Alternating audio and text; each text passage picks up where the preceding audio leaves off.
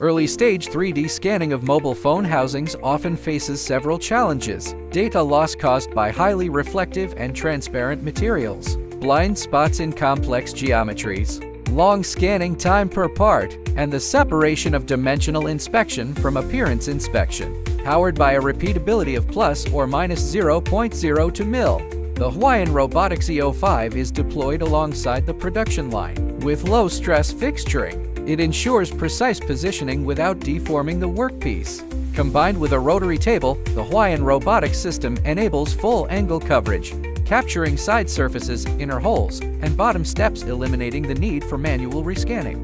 Scanning time per part is significantly reduced, meeting the takt time requirements for full inline inspection. It supports one-click activation and template reuse for efficient operation. With a single scan, the system simultaneously generates dimensional inspection reports and defect heat maps, replacing manual visual inspection. This results in improved yield rates and reduced inspection costs.